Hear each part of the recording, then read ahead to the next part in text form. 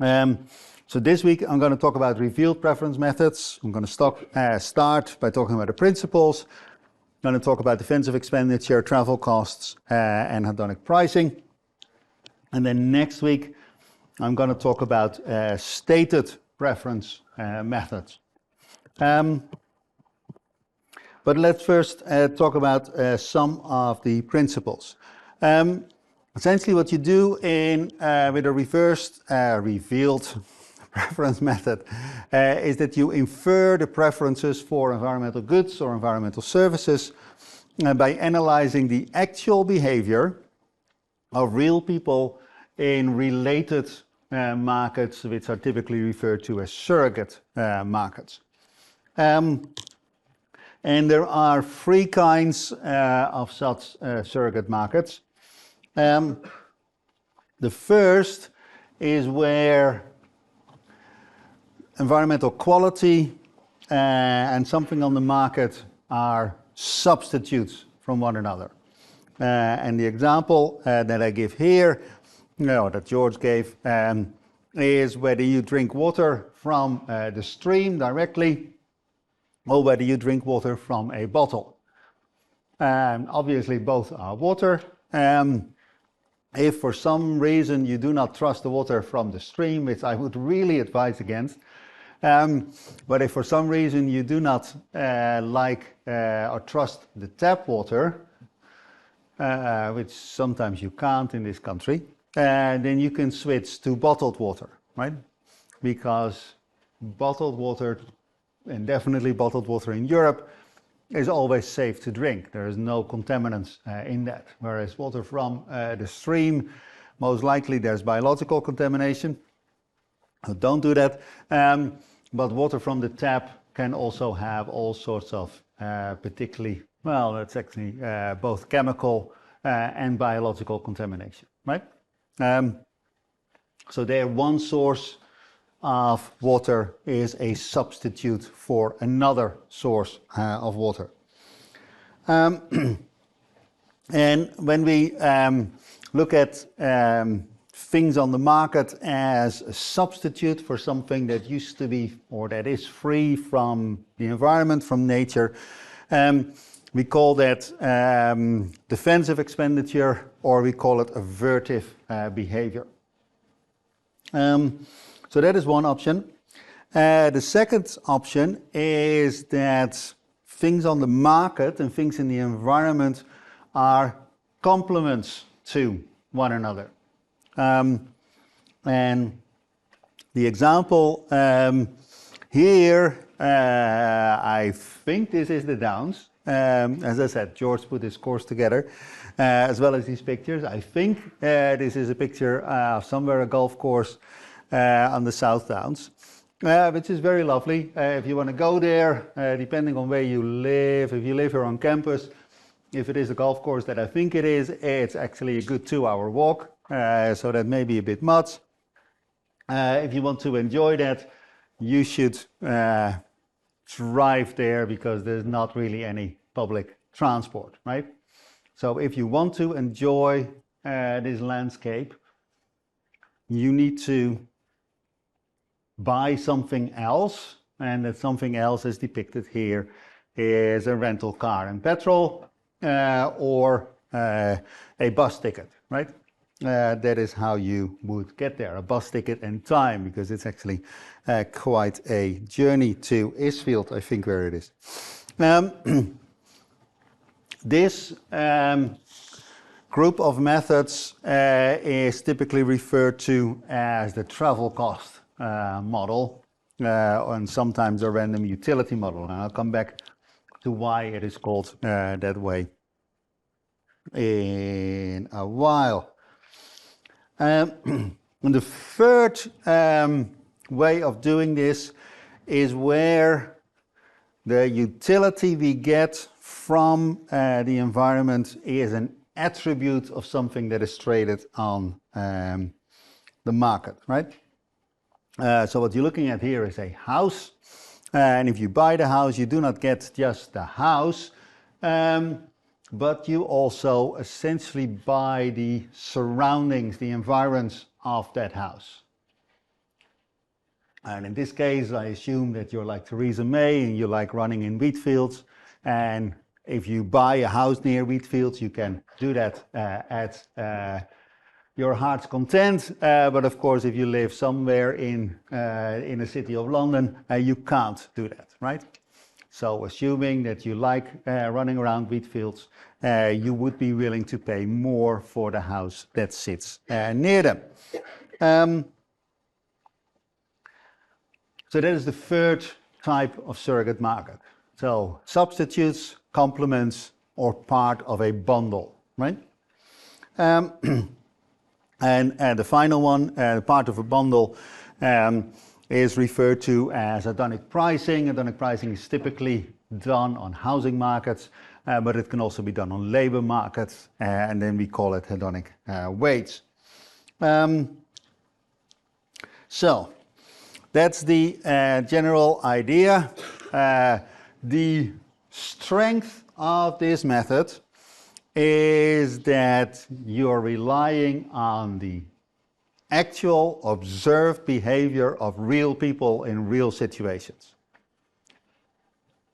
Next week I'm going to talk about contingent valuation and contingent choice methods, and there we rely still on data from real people, because we don't have artificial people yet.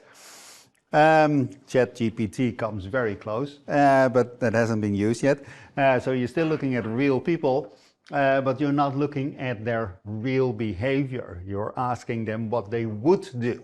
You're putting real people in hypothetical situations. Not with revealed preference methods, we're looking at real people in real situations. So that is good, because next week I'll talk about all the biases that can be introduced if you put people in a hypothetical situation. Another good thing about revealed preference methods is that they're relatively cheap. Sometimes you can just download the data from the internet and you don't spend a lot of time and money on data collection. And if you have to do a survey, and the travel cost method that I'll talk about later often relies on survey data, the survey is actually fairly straightforward, because you need to ask people, how did you get here and how long did it take you? It's a relatively simple questions. The contingent choice and contingent valuation methods that I'll be talking about next week rely exclusively on surveys. Problem with surveys is that as soon as somebody has done the survey, they have used it for their purposes, and you can't reuse it really because it's been exhausted. So if you want to use these methods, you actually have to do the survey yourself, and because you're asking complicated questions, the survey itself is actually quite hard to design well and quite expensive to deploy, because you're asking people complicated questions. You need to take your time to make sure that you got a sensible answer. So those are the general strengths of revealed preference methods: real people in real situations, and relatively cheap. The problem with revealed preference methods is that you can only apply them to use values. Yesterday we talked about the classification of total economic value in its various parts: use values, option values, non-use values. But if you are looking at people going to the Isfield golf course, then they do that because they directly enjoy themselves there. It's not because they think this is something that is valuable that should be preserved for their kids, right? That's not why you travel there. So you can't estimate bequest values, nor can you estimate option values, because there may be tourism potential there. There probably is, but that cannot be discerned from people visiting today, right? Those option values are prospective visitors in some future if the golf course has been further developed, right? So A big drawback, you can only use this for direct use values. In order to interpret these data, we have to assume that markets work reasonably well. We have to assume that people are reasonably well informed. We have to assume that people are basically rational, because otherwise you cannot really make sense of the data. And the implication, of course, by looking at market behavior is that essentially we're looking at the margins of people's behavior, right? We're looking at it through a neoclassical lens. We're looking at behavior values at the margin. So you can essentially only use it for relatively small changes in the environment, not for big changes in the environment. All that said, let's look at some applications. And I'm going to start with the revealed preferences. I'm going to start with the defensive expenditure. I'm only going to talk about revealed preferences. So here you immediately see two applications, right? So we're looking at a cyclist, obviously, and he is wearing a helmet, which is a substitute for the lack of road safety, right? If there were no other road users and there were no potholes or anything, there would actually be no reason to wear a helmet. So he is substituting for a lack of safety by essentially spending money on something that would keep his head whole. Now, I cycle quite a lot, and I've fallen off my bike quite a lot. I've never fallen on the top of my head. I've sort of hurt every other part of my body falling off a bike, but I've never seen the purpose of a bike helmet. But that is me. Don't listen to me. Wear a helmet. The second, maybe it's three things. No, it's two things. The second thing that you see is that he doesn't trust the air that he's breathing. So had there been no air pollution, had the quality of the air been pristine, then he would not have worn a mouth filter, right? Which essentially filters out the particulates that are swimming in the air. So there's two things going on here. One is that this guy has spent money to keep his head whole and to keep his lungs healthy. And he's probably going through some discomfort, right? Because I would think that breathing through your mouth is more pleasant than breathing through a mouth filter. And actually, as I said, I don't like bike helmets. They also definitely are sweaty and they can be uncomfortable and so on and so forth, right? So there's two components here to the behavior. There's a capital expenditure and there's a comfort, discomfort, right?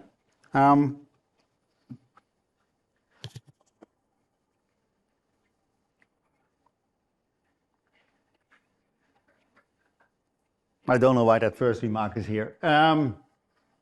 So essentially that is what you look at in defensive expenditure, and you're considering such things as bottled water to mitigate the risk of illness. You can look at expenditures on double glazing to keep the noise out. You can look at cycle helmets to mitigate the risk of injury and death, right?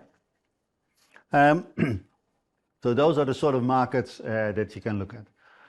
It's fairly straightforward otherwise. You just look at what people spend on these things, and then you say, well, if somebody buys bottled water, which is more expensive than tap water, because of the health risks, then there is sort of a minimum willingness to pay for them to avoid these risks to their health, right? Now, these expenditures are fairly easy to analyze. The big problem with defensive expenditure is, what do people actually defend against? And here it sort of says, yeah, we're mitigating the risk of illness, or we're mitigating the risk of injury. The problem there is that it's not so much what people should think, but it is what people do think here, right? So you can sort of look at the actuarial tables. What is the risk of death when you're a cyclist and you wear a helmet and you get into an accident, versus what is the risk of death if you don't wear a bike helmet? And you can look up those numbers for many places in many countries in many years, because we happen to record these things fairly well. And then you can come up with a sort of an objective measure of the risk.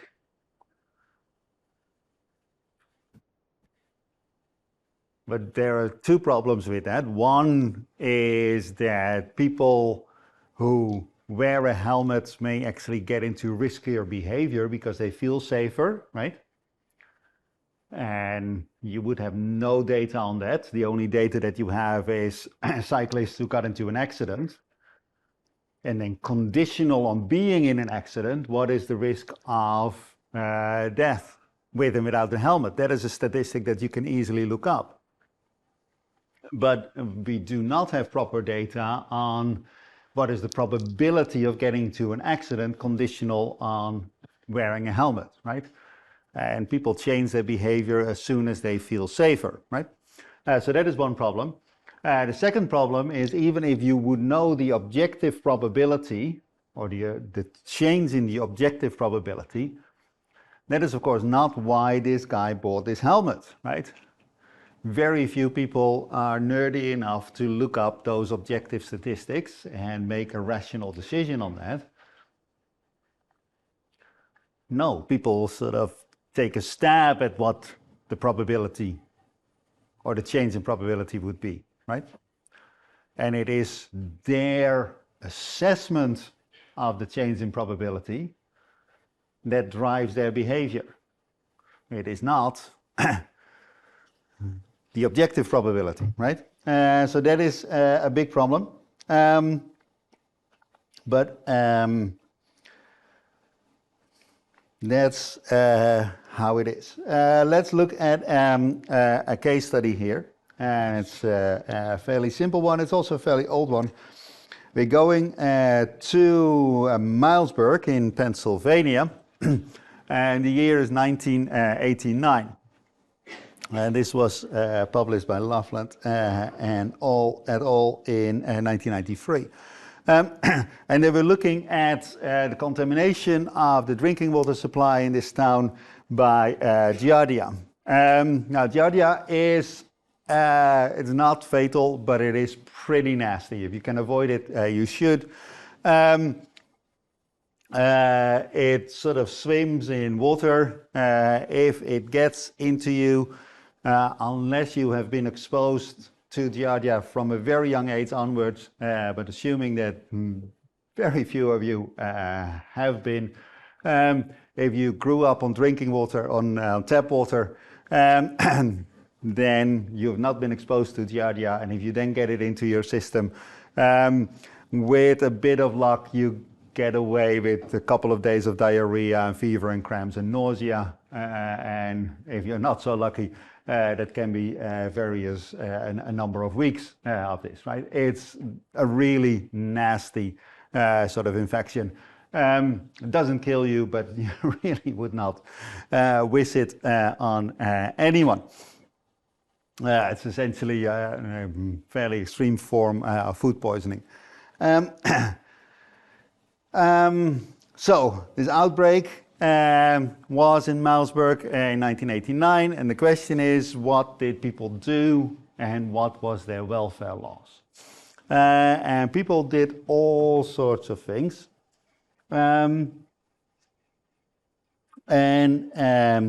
So essentially what Loveland and colleagues did was they surveyed residents. So this was not some sort of administrative data set. No, they had to go out and ask people, what did you do when this outbreak was there?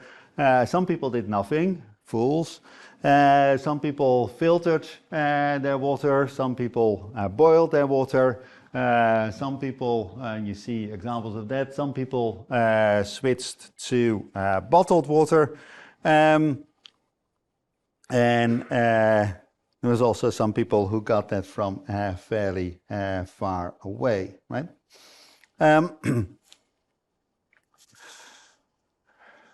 All the sort of like usual responses to a lack of safety in the water supply. And then they did the analysis, what did it cost, right? So how much did you spend on the water? How much energy did you spend on boiling the water? How much did you spend on water filters?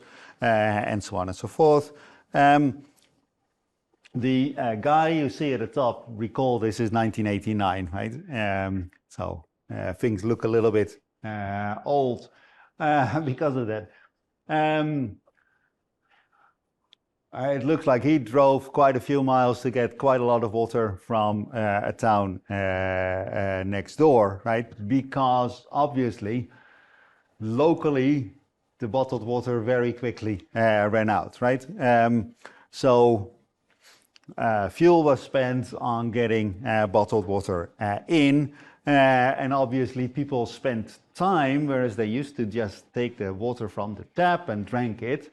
Now they had to take the water from the tap, boil it before they could drink it, right? Or they had to drive to the next town to get water. So there was also quite a lot of time spent on this. One of the things that people typically forget, that yeah, if sort of the electricity goes out, if the water is no longer safe, and you actually have a lot of hassle making sure that things go back to normal.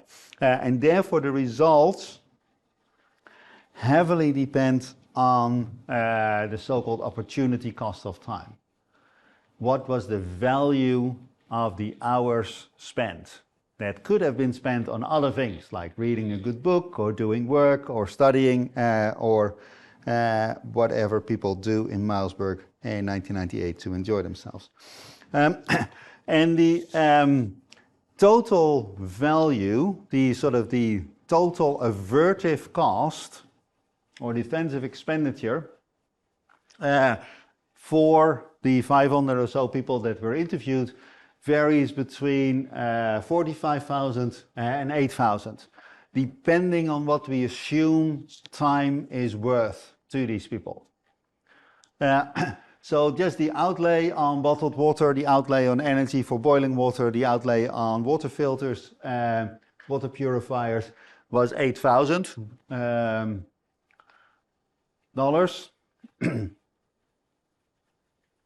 If we then take the hours spent and value these and the minimum wage at the time, then those 8,000 become 18,000, so 10,000 was spent in hours according to the minimum wage. But if we take the average wage rather than the minimum wage, then it actually goes up to 45,000. So really the crucial outlay here was not so much the money. Bottled water isn't that much more expensive. Boiling water doesn't take a whole lot of energy, right? And this was the US, so energy was fairly cheap.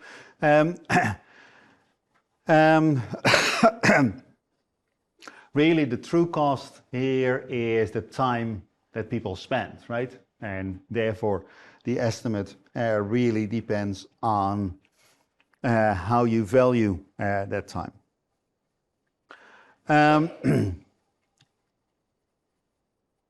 So all sorts of problems with defensive expenditure or avertive behavior. Typically, we don't take away the whole problem. If you go back to the double glazing, then yeah, it stops some of the noise, but it doesn't stop all of the noise from the street, right? And And of course, it doesn't stop the noise at all if you're outside in the garden or if you open your window, right? Then it doesn't help at all. So mitigation is typically incomplete. If you wear a bike helmet, that doesn't mean that you're immortal, right? You could still get seriously hurt even if you wear a bike helmet, right? So mitigation is not complete, and therefore it is again very hard to sort of say, like, what are we actually paying for? There's the general problem, right, that what we're estimating is the minimum willingness to pay for this stuff. You may have been prepared to pay $100 for that bike helmet, but if they sell it to you for $15, then you're going to buy it for $15, right? You're not going to insist on paying more than you need to. So you sort of come always at an underestimate or a lower bound of the true value of things. It is sometimes difficult to identify all the things that people do. So in the example of Milesburg that I just gave, they looked at boiling water and water purifiers and bottled water, but they did not look at what for some of you may be the obvious substitute, that you switch to drinking beer instead. And that means that you miss part of the actual avertive behavior, right? Another thing that people may have done is move in temporarily with mom or dad, right? Or mom and dad, if they live in a different town, right? And that is also something that people do, but not necessarily identified by the researchers, right? And that means that your picture is incomplete. Another thing that people may have done is reduce their demand for water. So if you exercise less, you get less, not so thirsty, and therefore you drink less, right? Which would be one option. And another option is a response to air pollution, is that you stay indoors. Actually, if you look at the data that Strava gathers, and so some of you will know Strava, right? That's the app that tracks how fast you run, how far you walk, or how much you cycle, right? Definitely, if you look at Strava data, then what you see in heavily polluted areas, places like Beijing or places like Delhi, that on the worst days, pollution-wise of the year, people stay indoors, whereas on cleaner days you see much more people running and cycling on the streets. And that sort of response before we had data from Strava was actually very hard to capture. Now, fortunately, we can.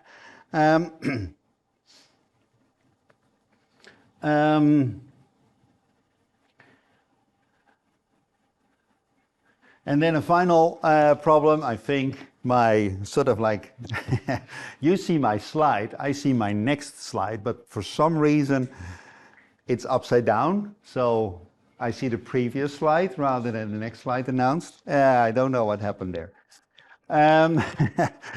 which makes it annoying.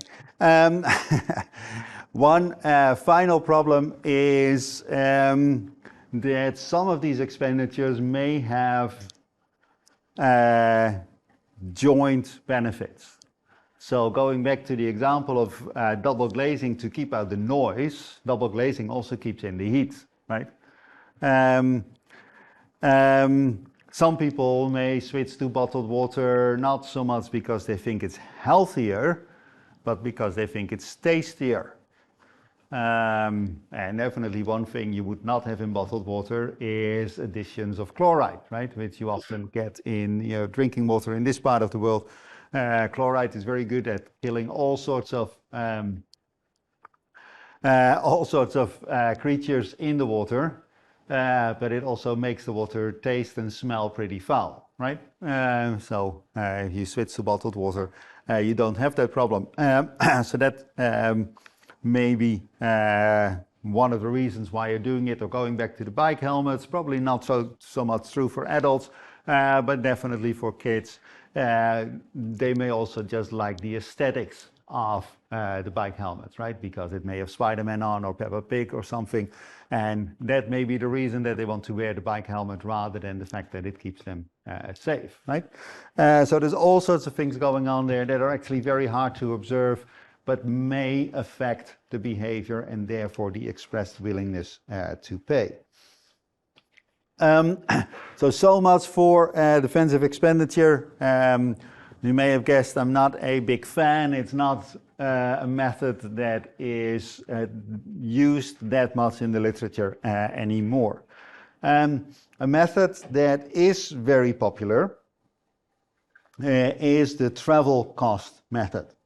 And that is typically applied to recreation and tourism. The difference between recreation and tourism is that with tourism you stay overnight and with recreation you don't. Other than that, it's hard to distinguish the two. So George put some pretty pictures in here of things, of places that you might like to visit. The travel cost method is actually the oldest method of non-market valuation, and it was first proposed in 1944, so that's quite a while ago. 1947, get my facts right, 1947 by no less than Harold Hotelling. Now, Harold Hotelling is not somebody you know by name. Hotelling has a few things named after him. Hotelling's rule, which is something that Faustman came up with, but Hotelling took the credit. If you do advanced statistics, you would get into Hotelling's T, right, which is the generalization of the T that you know, and a whole bunch of other mathematical and statistical results.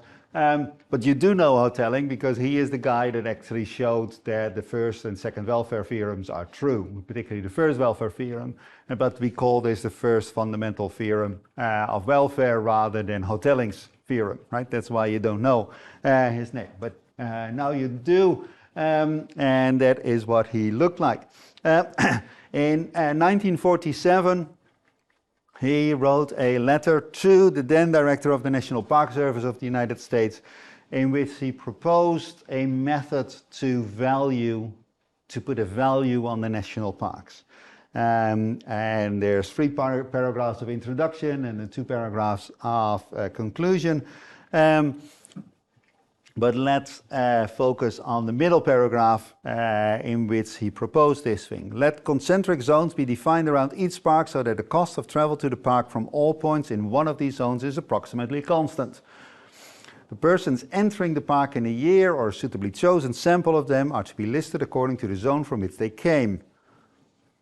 That's a typo there. The fact that they come means that they serve...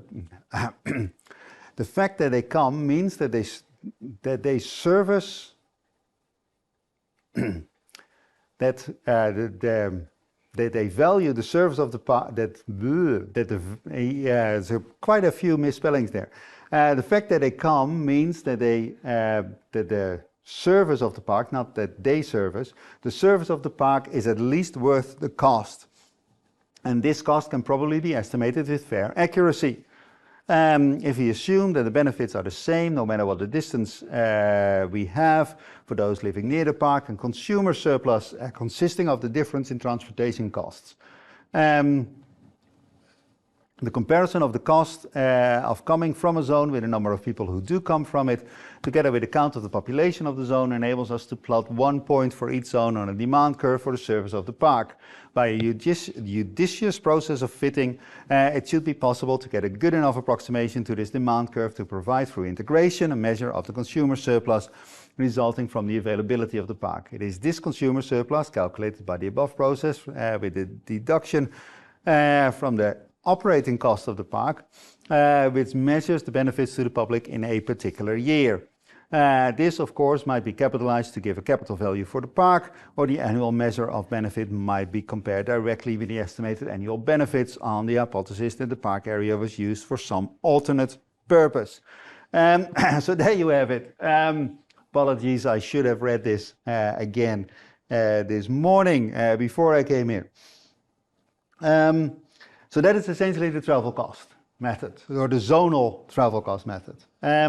This can be applied to such things as the opening and closure of a site, also at a stretch, changes in the quality of a site, and definitely for changes in the access costs to a site. So let's look at the zonal travel cost method first. And the question there, the first question is, how many trips are made to site X at a particular cost? And then I'll look at the random utility model after the break. First, we need to go and divert towards theory a little bit. I actually need to show you that this is really valid, what I'm doing. So let's assume we have some consumer who is maximizing utility, and utility is generated by two things. One is recreation, the number of visits to a park. Let's make it Stenmer Park. This is just across the hill, right? Just for being concrete. So that's the number of visits, and then there's some composite consumption good X, right? And we're not interested in X, so we just call it X. We want to maximize our utility from consumption and from visiting Stenmer Park. We have a money budget, where W is the weights and TW is the number of hours worked, right? So that is our total income. Then the price of good X, because it's a composite, the numeraire only is just 1. So we can spend X of our income on ordinary consumption. And then we can spend C times R, where R is the number of visits to the park and C is the bus fare to getting there. Stenmer Park is a bad example because you can just walk there across the hill, right? And it's not even a big hill. So let's make that Preston Park, right? Where you actually do need to get on the bus to get there. So that is your budget constraint in money terms. You also have a budget constraint in time. That is, you have 24 hours a day, and God, you can do only two things. You can either work or go to the park, right? Where R is the number of visits to the park and TR is the time you spend there. You lead a very boring life, right? Either work or in the park, and there's nothing else that you do. So, and that is how we set up the problem. So the first two lines that you see there are just copied from the previous slide, right? So the top line is your money budget constraint, and the bottom line, or the one immediately below it, is your, can I actually do this? Yeah, and the one immediately below it is your time constraint.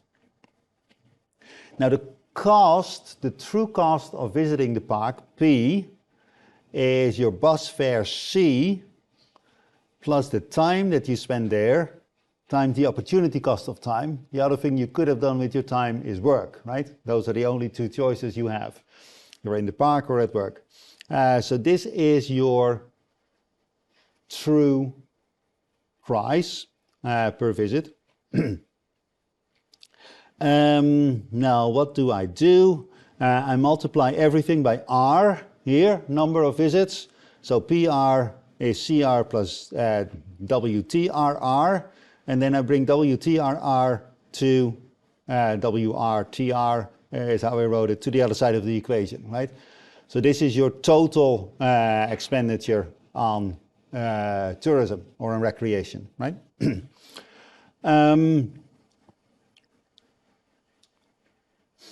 Now, CR that I have here on the right-hand side is also on the right-hand side of my money budget.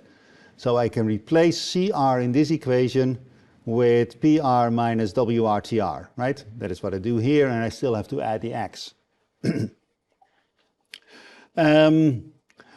And then what do I do here?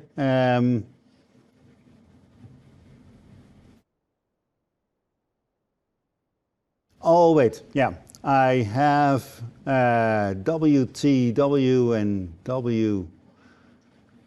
Okay. So I bring WRTR to the other side of the equation. And then I have TW and RTR, that is my time budget.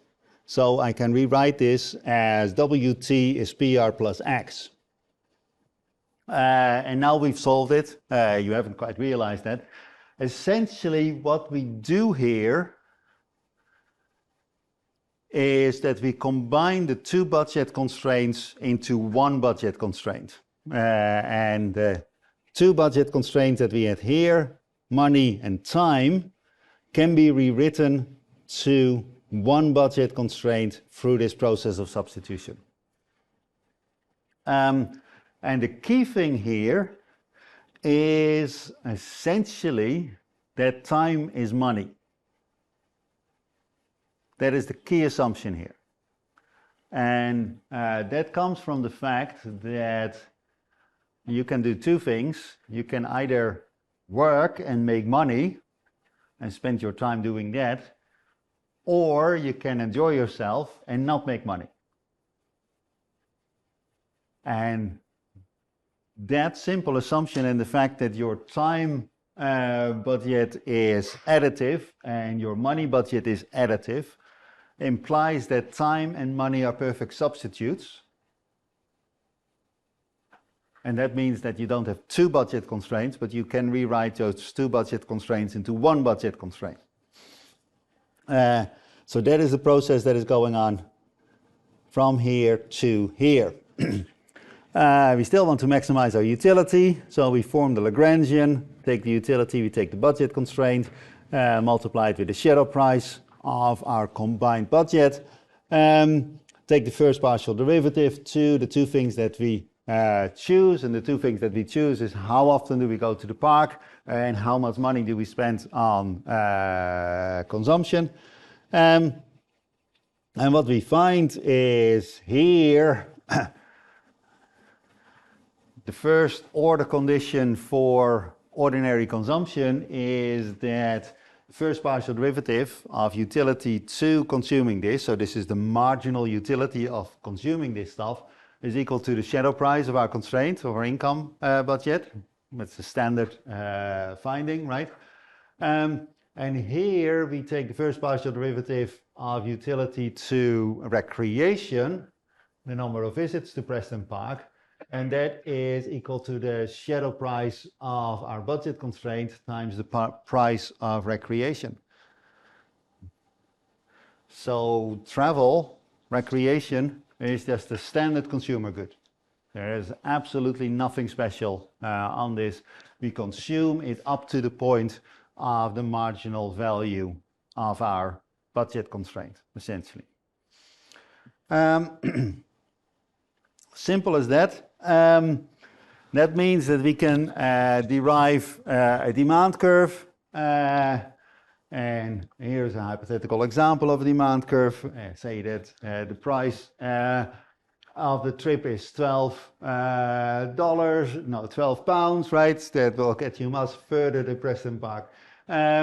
And at that, if this is the true demand curve, that would get you 10 trips.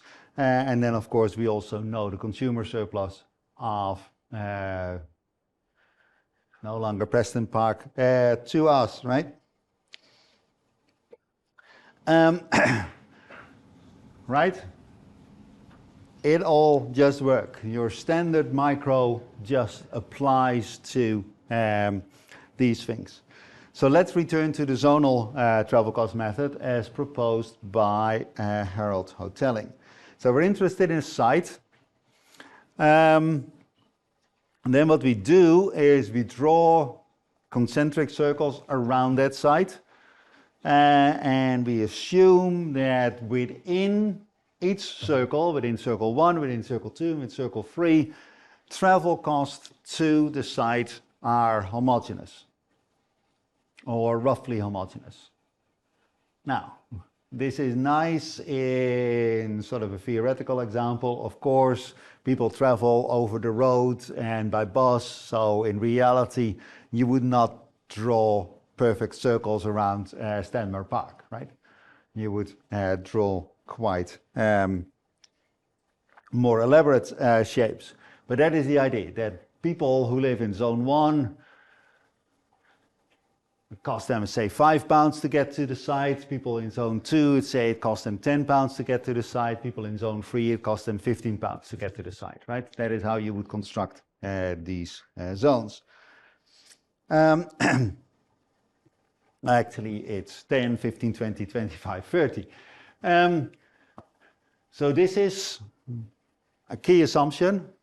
And this is essentially how you define your zones. Then what you need to do is you need to put somebody at the visitor's entrance and ask people, where are you from? And obviously they won't say, I'm from zone 2, right? But they will tell you, I'm from Haywards Heath, right? Or something. That is what they would answer. And then you need to place them in the zone.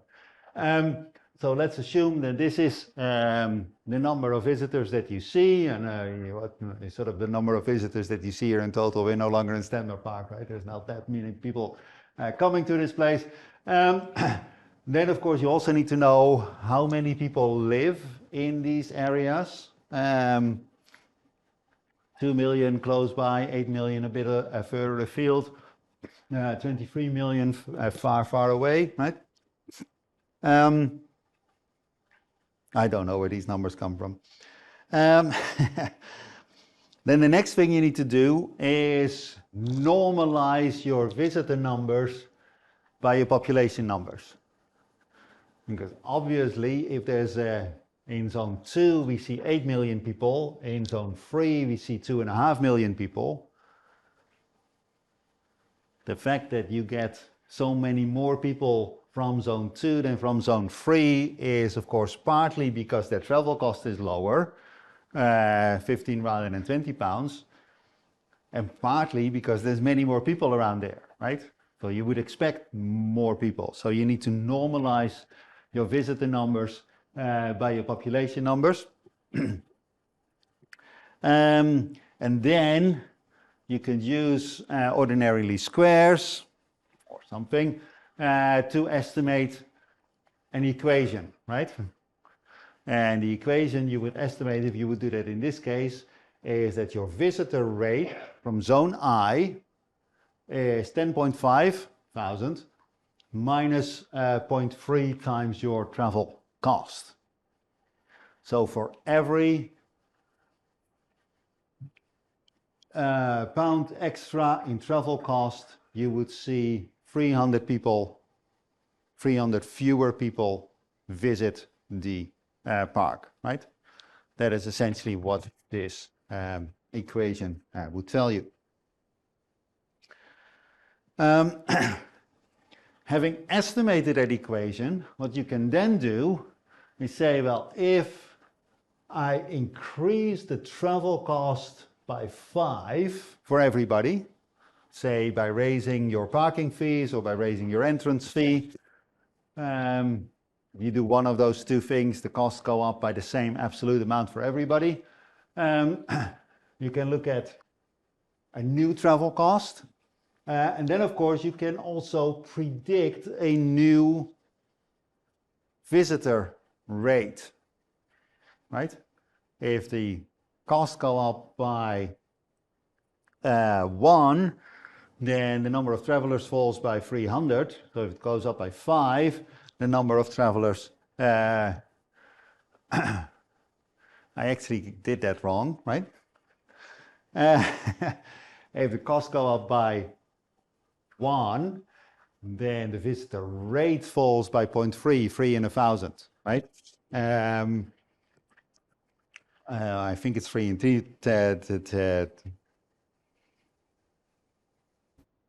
I think it's 3 in 10,000 actually.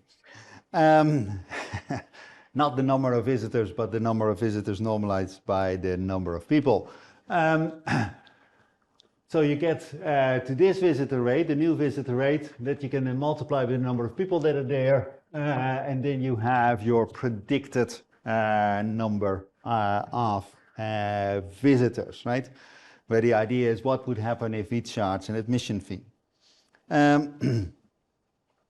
Right, where the predicted visitor rate is now this thing here, where your travel cost increases by the amount alpha. And you can do this not just for a £5 entrance fee, but you can do it for any entrance fee, right? Yeah, well, you should not go more than 25, because at that point nobody will come to your site anymore. And then, well, in the original example that I gave, 153,000 visitors, there were 153,000 visitors to the park, right? With a £5 entrance fee, that falls to 78,000. With a £20 entrance fee, it falls to 3,000, right? So now we have a demand curve, right? So you follow all the steps that I did, right? We started by number of visitors, population, and their current travel costs, right? From that, we estimate the relationship between the visitors' rate and the travel cost. Then, given that, we can play around with that travel cost by adding an admissions fee alpha. That gives us a new number of visitors.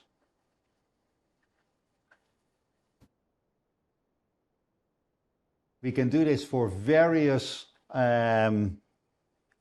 hypothetical admission fees alpha, which gives us a total number of visitors. And at that point, we have a demand curve, right? If alpha is 0, then 153,000 visits. If alpha goes up to 25, alpha is then the choke price. Demand goes to 0. Demand is choked to death. And then we can integrate under this curve to find the consumer surplus. And now we know the total value of this particular park, which is slightly over $1 million, right? So that is how it works. I made a whole bunch of assumptions there, right? One assumption is that I had R as a function of C, but I could have taken the log of R as a function of the log of C. I estimated this thing with ordinary least squares. It is a bit silly because we don't have negative visitors, right? Ordinary least squares is just as valid for positive numbers as for negative numbers. So I should have used the toe bit, right? But that is how it is done, right?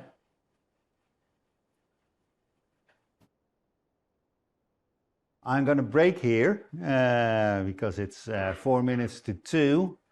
I have 3 more chapters to do. I'm going to talk about the individual travel cost model after the break. I'm going to talk about the random utility model after the break. And I'm going to talk about the hedonic pricing model after the break. But yeah, we reconvene at 5 past. Okay, 40 minutes left. So the big problem with the zonal travel cost model is that essentially it homogenizes people on their travel cost, and that's it. And then it assumes that everybody in zone 1 is equal to everybody else in zone 1, and ditto for zone 2 and zone 3. And actually the only differences between zone 2 and 3 is the travel cost. Now, if you look at the examples that I gave you, Stanmore Park, Preston Park, what you see is that there's actually those parks are used for young parents with infants and toddlers, right? That's the people you see in those parks. And then in the evening hours, in the early evening hours, you see 20 and 30-year-old guys playing football. And that's basically what those parks are for. And if you assume that people are not homogeneously spread over space, then that may actually distort your data. So what you can do, instead of putting people together in a zone, you can create a zone for everybody, right? And then we have the individual travel cost model, where essentially you need to know everybody's actual travel cost rather than the average travel cost within their zone, right? Now it is an individual travel cost. The big advantage, once you do this, is then you can then also condition on income, on age, on gender, family composition, ability, and so on and so forth. And you can actually have much more mileage from your particular study. The problem with both the individual and the zonal cost travel cost studies is that you're looking at one side only. And there's no sense of competition between sites. And obviously the value of Stanmore Park depends on, are there alternatives to Stanmore Park in the neighborhood? And there actually are plenty of parks in this neighborhood, right? The other drawback is that you're looking at one site, and the only thing that you can then say is it the value of this site? But you haven't got a clue why this site is particularly attractive. Maybe because there's a football field, maybe because there's nice hills around, maybe because there's beautiful trees. God knows, you don't know, and there's nothing to compare because you have only this one idiosyncratic site. Other difficulties is multi-purpose trips. Do people go to the park and the shop, or just to the park, right? If they go to the park and the shop, then their travel time should not be allocated to the park only. Did they have an awful trip there, or was it a nice trip? You need to value their time. In the theoretical example I gave, I just assume that your opportunity cost of time is your marginal wage. There's all sorts of assumptions that go into that, like that people can actually work more if they wanted to, that they don't have sort of like fixed hours in their contract, and so on and so forth. And of course, the non-use values are not there either. Now, the next model, the random utility models, actually counter some of these problems. Particularly, we can look at site quality and we can look at alternatives. So the random utility model is a model of discrete choice between sites. So what we observe is that individual I goes to site G, and she could have gone to site 1 or site 2 and so on and so forth, but no, we observe that she goes to G and not to other places. Which means that for individual I, the utility of going to place G, that's U sub I sub G, G is greater than the utility C would have derived had C gone to any of the other sites, right? That follows from the assumption of rationality. If her utility would have been higher had she gone to a different place, then it would have been silly not to go. What we can then assume in addition is that utility consists of a deterministic part V and a stochastic part epsilon. And that is where the name random utility comes in.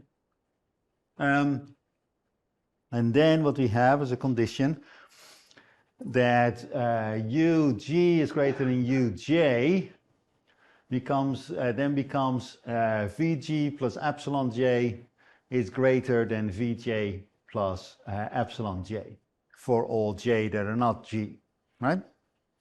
Now, it might strike you as like, what are we doing now? And that is true for some of the other assumptions we're going to talk about as well. Then that sort of deterministic part V, we can then make a function of stuff. We can make it a function of travel cost and site quality. Let's assume that those are the only two things that matter. Of course, you can make this vector as long as you want. So now we have some structure. If our betas are positive, then higher quality sites would attract more people. That's actually not what we predict. Higher quality sites would generate greater utility, and places that are more expensive to reach would reduce our utility, right? If our beta 0 and beta 1 are positive. So that's one assumption we can make. And then for that random part, the epsilon, we're going to do something weird. And we're going to assume that it follows a Gumbel distribution. And the Gumbel distribution is a probability density function, just like the normal distribution. But it has a peculiar shape. It is skewed. And the reason that we assume a Gumbel distribution is because then we have the following, that the probability of visiting G is the exponent of the V of that particular place over the sum of all the exponents of all the other V's. And the reason that we end up with such a convenient expression, the exponent of the deterministic part, which recall was site quality and travel cost, a linear combination of the two. Then the probability of going someplace is the exponent of that V over the sum of all the exponents of all the V's. And that we get such a simple expression follows from the fact that we assume the Gumbel distribution. And you don't need to understand the derivation of that at all, but you probably agree that this is a fairly simple expression.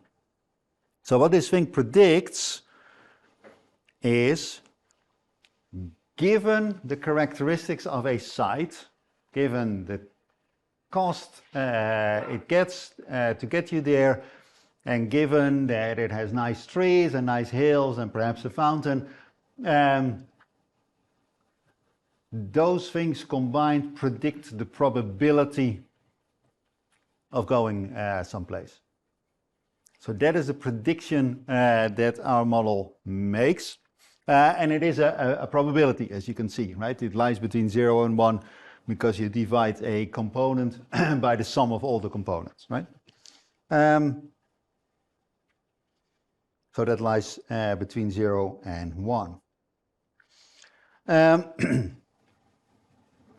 So that's the probability, and then of course you multiply it with the number of people, or all the people that you have data on, to have the whole sample likelihood, and then you maximize that thing to find your beta parameters. It all sounds complicated, but you just stick it in Stata and it does it for you, right? Or you stick it in R and it does it for you. So that is relatively straightforward. And then you have a forecast of the number of visits to a site.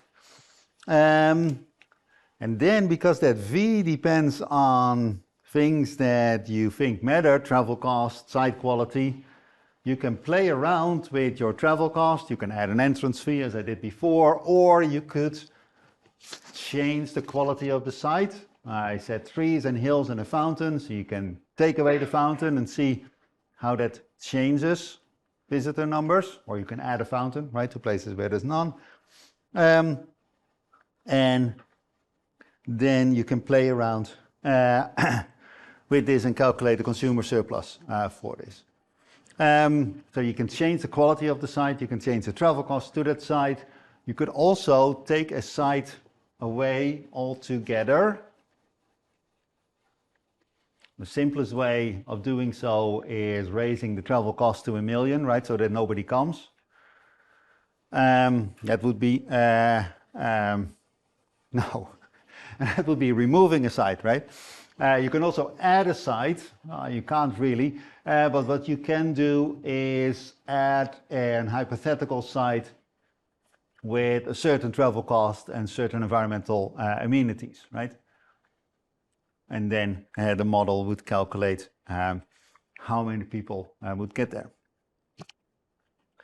Now, one problem with this method, or it's not a problem, is that you get the proportion of visits to a site, but you don't get the total number of visits, so you need to model that separately.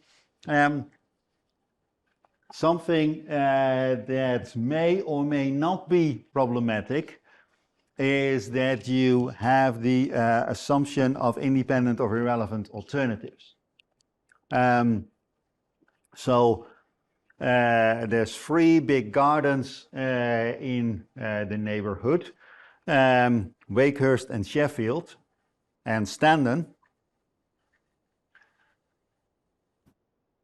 And the assumption of independence of irrelevant alternative means that you would rather go to Wakehurst than to Sheffield. And that would be the case if you know about the existence of Standen and if you do not know about the existence of Standen, right? So the fact that there is a third park in the neighborhood, you could argue, should not affect your relative ranking and therefore the relative probability of visiting the other 2 parks, other 2 main gardens near here, right? That seems a very plausible assumption in many cases, right? This is transitivity, essentially. But it may also be that actually there is spillover from, say they close Standen, and you know that they've just closed Standen, and you also know that the people who like Standen really like Wakehurst or take Wakehurst as a second choice. So everybody goes from Standen to Wakehurst, and then you may say, well, but I actually prefer the quieter one. And knowing that they've just closed Standen, I assume that Wakehurst is going to be pretty busy, and therefore I start preferring Sheffield, even though previously I would have preferred Wakehurst over Sheffield if it's quiet, right? So this assumption of independence of irrelevant alternatives is plausible in certain circumstances, but utterly implausible in other circumstances, right? But it is an assumption that you make with this method. So let's look quickly at a case study, and it's about lions. And last week I couldn't recall the big 5, right?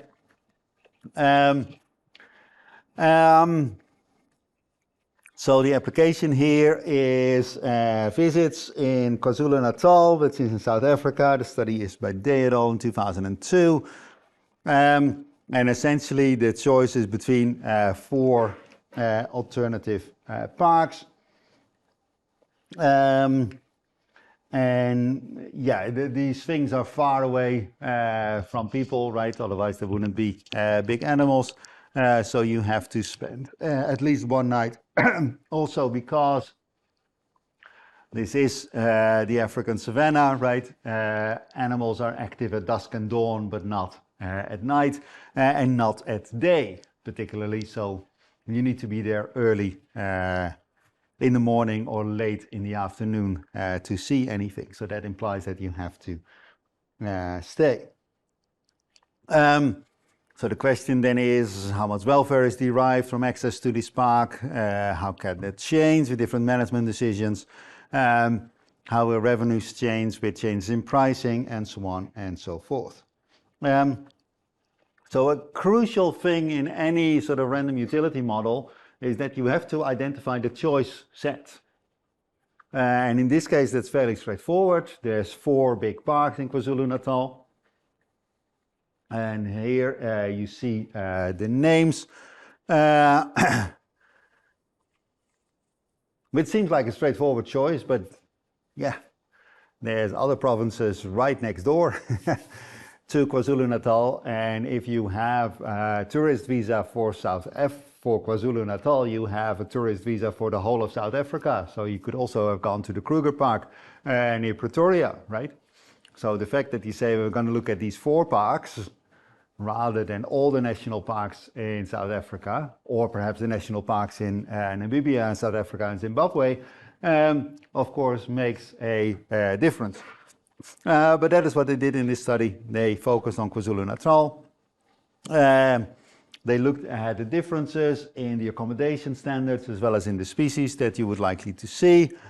And they focused on the locals, and that sort of then makes KwaZulu-Natal a little bit more plausible, although of course there's nothing that stops somebody from KwaZulu-Natal traveling to Gauteng province, right?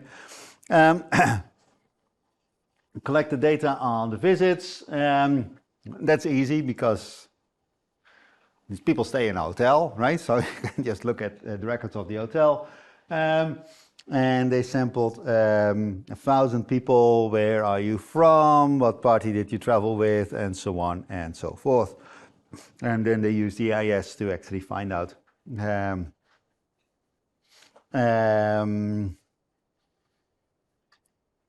what sort of neighborhood they came from. Lots of unemployment, lots of racial diversity, or the opposite, right? Calculate the travel cost, assumed, made assumptions about fuel consumption and so on and so forth, and then they played around with entrance fees. And found the following: the average per trip consumer surplus varied substantially between the parks. I had hoped that this would not happen. I think is there anybody here who speaks Xhosa or anything like that? No? I don't know how to say. I think the hate there is a click sound. So let's call it Hlue. Comes out on top. That's where people derive most value, because you can see all big 5, right? The giraffe, the elephant, the bison, the rhino that I forgot last time, and the lion. Whereas Mkuzi comes at the bottom, right? So you can see clear differences in the park. A lot of people visit 2 parks in one go, and that creates more consumer surplus for them. So this is per person on average, and then you can also calculate the total welfare loss should these parks close altogether. And what you can see is, yeah, they generate welfare for the province. So that was pretty quick, because I want to spend 25 minutes on the final method, and that is hedonic pricing. And the picture you see here is in Dorchester,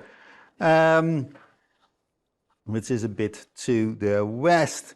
And this is a very touristy place, and this is one of the more picturesque scenes you would see in Dorchester.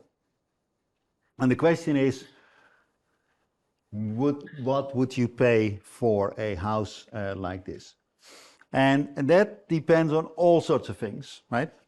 Obviously, it depends on the size of the house and the age of the house and its upkeep, the number of bedrooms, the number of bathrooms that is there, whether it's a modern house or whether it's an old house. For many people, it matters whether there's parking that comes with a house. And then obviously also people are prepared to pay more if there's a school nearby, and even more if it's a good school or an excellent school. And then of interest to us, people are also presumably paying more if there's water nearby or if there's green spaces nearby. And that is the core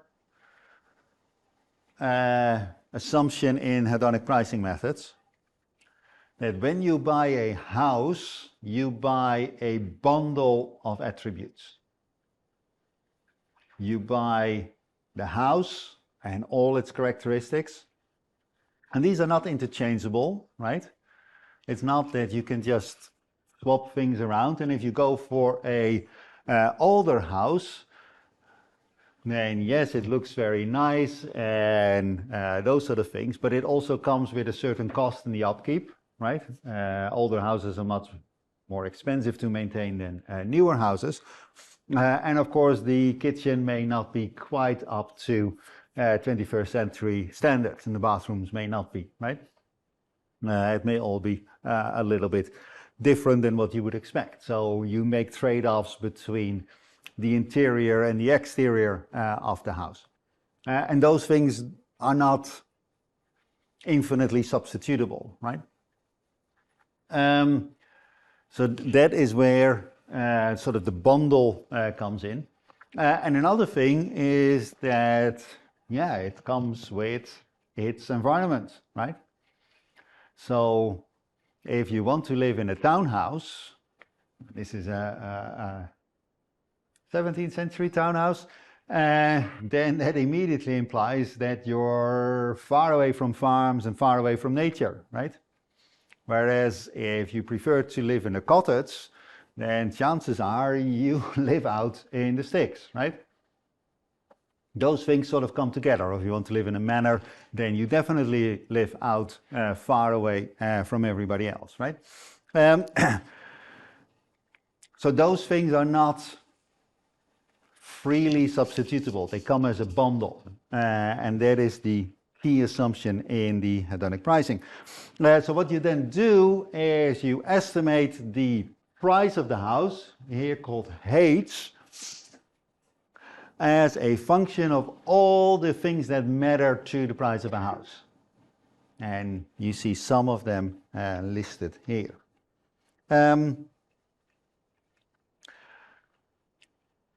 Then you have the price of a house as a function of its characteristics. And then again, you can play around with those characteristics and see how would the price change, right? So if I take away the water, how would I suspect that, or how would I predict that the price would fall or rise? Or if I move the forest a kilometer further away, how would that affect the price of the house, right? That is essentially what you do in hedonic pricing.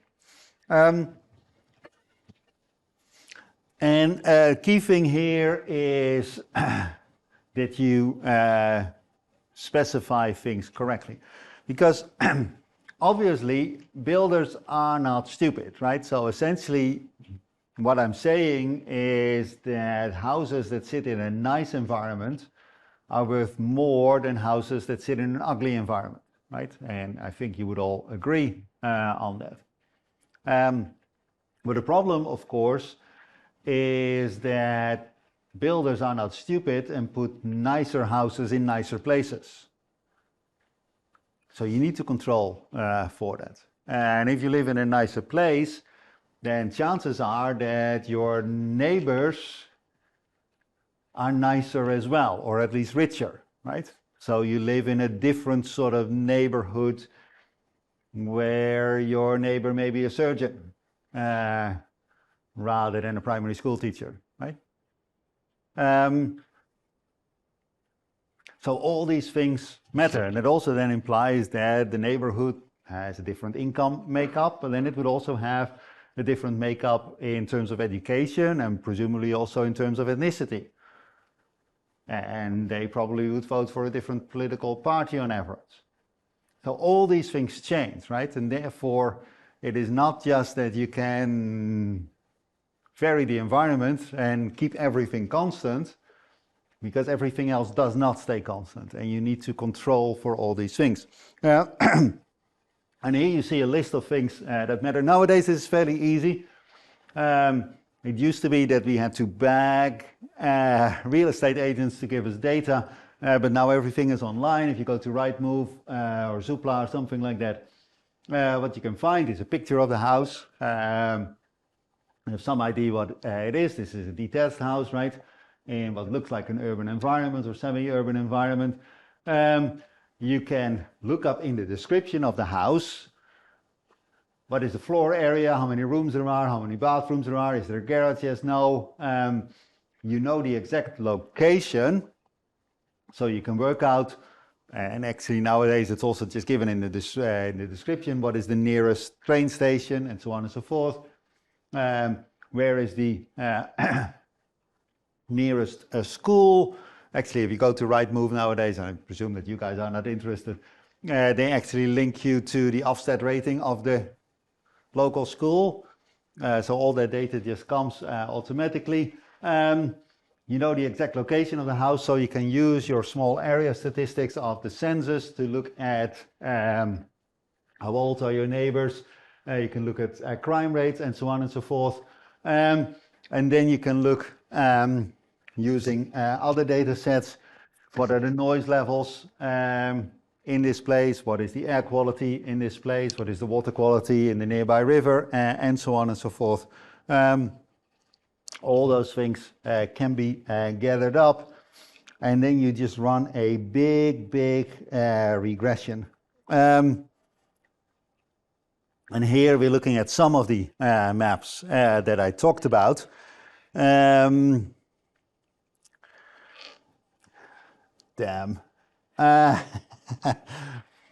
The top one there is road noise in London. This is airport noise in London. That is the road network in London. And God knows what this is. This is the Thames, right? The blue is water, but I haven't got a clue. The black is where people are. The green must be fields and stuff, but I really don't know what the gray and the red are. But all that data can be had, and then you just run a big regression of one on the other. And here we're looking at one example. This is not London. I don't believe for 1 second that this is London. I don't believe this is London because of we see the percentage white, right? This is terribly important whenever you run a regression in the United States. It's much less important, fortunately, in this country. So what do we find, right? Obviously, market conditions vary, so you need to control for month and year, right? And that's the first thing you see. Then the second thing that you see, and let's do it this way, is the age of the house. The older the house, the lower the price. The larger the house, the higher the price, right? The more bathrooms you have, the higher the price. If there's a pool, so you see this is not the United Kingdom, right? This is the United States. If there's a pool, the price of the house goes up. Are we surprised by anything? And this is all in log, right? So A house with a pool is 6% more expensive than the exact same house without a pool. That's how you should read these numbers. Fireplaces drive up the price. If you live in a crime-ridden neighborhood, then your house price drops by 8%. Better schools, price goes up. More white people around, price goes up. More densely populated place, price goes down. If they spend a lot of money on the police, the price goes up, right? All those things matter. Distance to beach. The closer you are to the beach, the more expensive the house becomes. And the greater the concentration of nitrogen dioxide, which is a nasty pollutant, the price of the house goes down. Ditto if it's not NO2, but total suspended particles, TSP, then the price goes down as well by some 22%, right? So that is essentially an hedonic house price regression. You just stick in everything that you think matters or the realtor tells you matters for the price of a house. You stick all of that stuff on the right-hand side.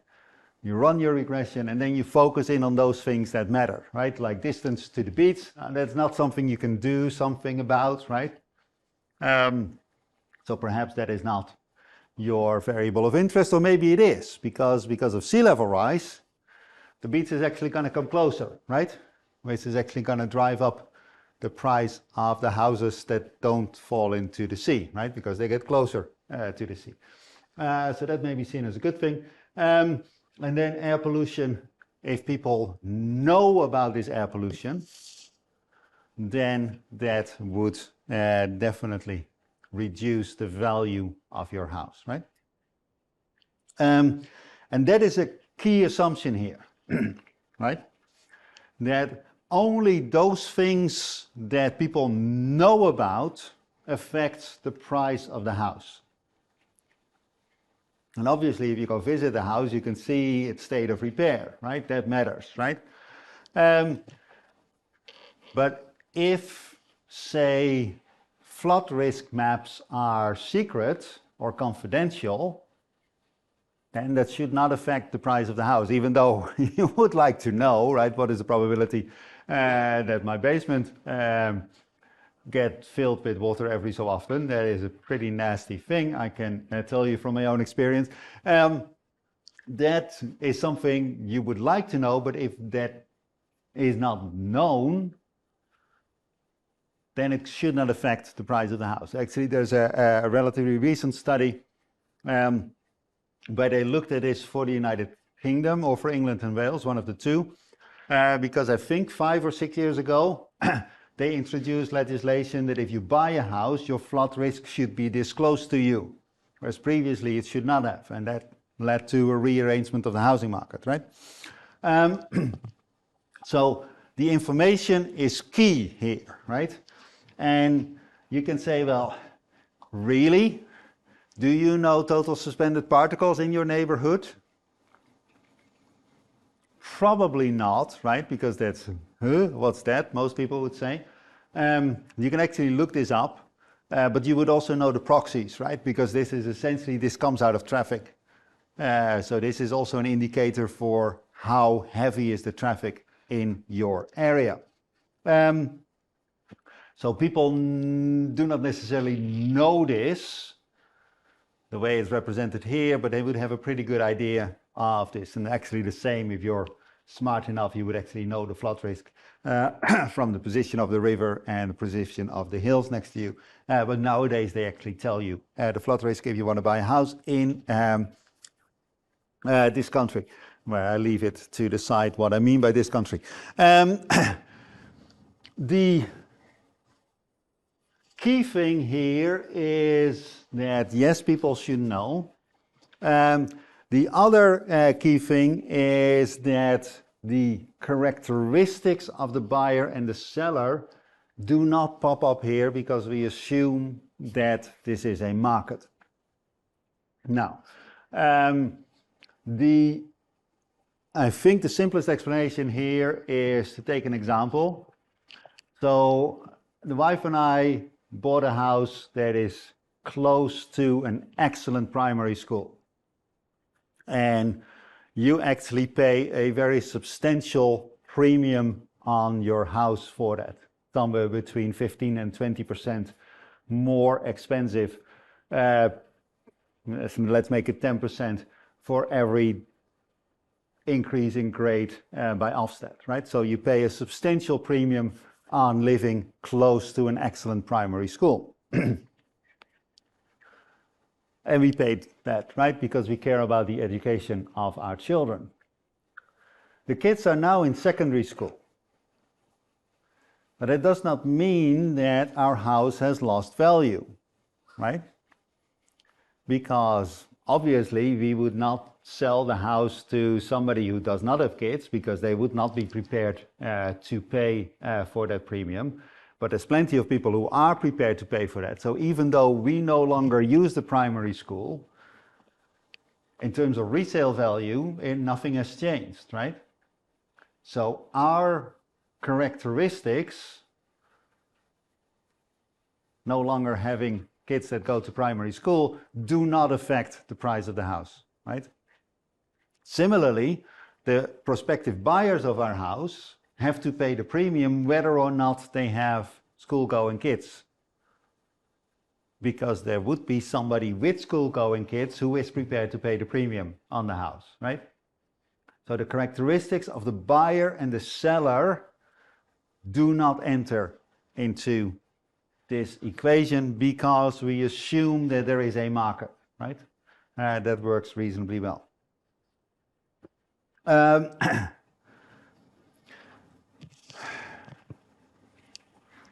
Good thing about hedonic pricing is that there's plenty of data. And nowadays in these papers you really see that people run on millions and millions of observations because of Zoopla and those sort of things. There's lots and lots and lots of data. And what people have found is that the housing market actually responds strongly to this. The weaknesses are, it only applies to things that affect house prices, right? So that is direct use, essentially a little bit of option value, right? If there is a probability that they're going to develop something big next door, then that will affect your house price, but by and large it's direct use and that's it.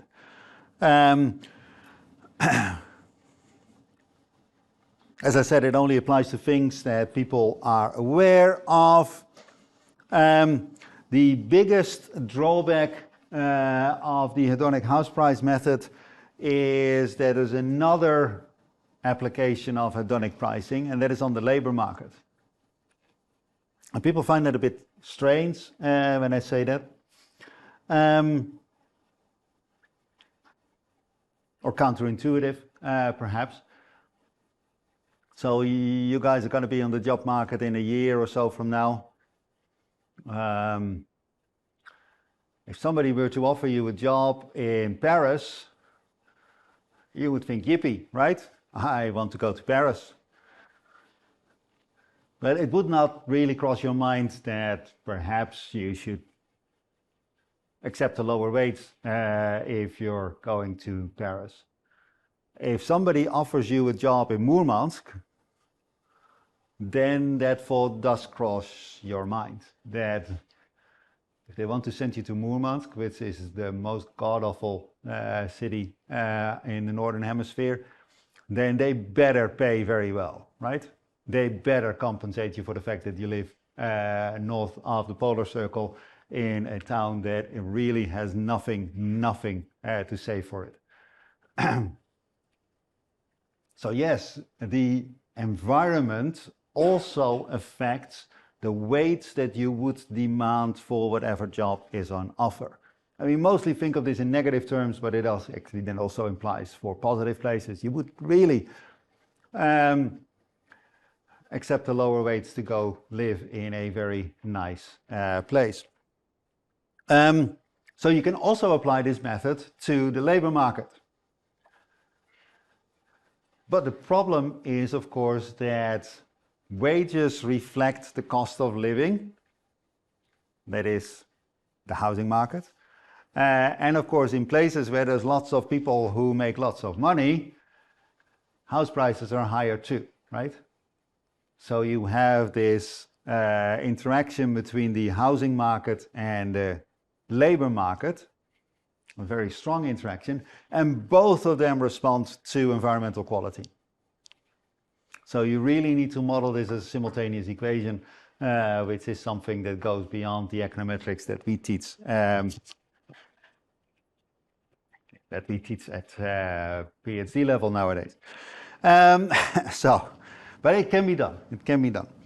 2 minutes for a case study. This method has been applied time and again. And this is a study done by John Gibbons in 2011. And the question is, what is the value of nature? So they ran a big study, right? They looked at 1 million observations, housing transactions, looked at characteristics of the house, characteristics of the neighborhood, and then the environmental circumstances. So they were essentially asking the question, so this is a map of the habitats in the United Kingdom. And you see all the different habitats that are there, right? From grassland to woodland to swamps to urban. So I was right about, okay. So here we actually have, this was the map that I showed you before, but then we zoomed in on London. So continuous urban was black, and then suburban was the gray, the green was the grassland, and the red was wood. That was the color. I really did not understand. So they have this data. Then they have the national parks, like South Downs National Park, where we are, the Greenbelt areas, National Trust sites, the little gray dots that you see if you have good eyes, are where all the National Trust sites are, and they looked at the distance of all these things. And then they found the price of all these things, right? So if you live near freshwater, then the price of a house goes up by 768 pounds. If you live near a place where there's lots of gardens, then it's actually worth 2,000 pounds, right? So that is what they found. Coniferous trees are worth less than the deciduous ones. If you're in a national park, then the value of your house goes up by 9,000. If you're in the Greenbelt, then the price of your house goes up by 6,000. The further away you are from the National Trust, the lower the price of your house. You can add them all up, and then you can look at sort of the relative environmental value, right? So green is good. It goes up to 70,000, right? Which is a considerable sum. Red is bad. And actually, I hope there's nobody from Northampton. Northampton is the worst place for environmental amenities in this particular country. And the best places are the Lake District, Northumberland, and so on and so forth, right? So that was it for today in 1 minute over time. This just sums up all the things that I said. I hope to see you guys tomorrow.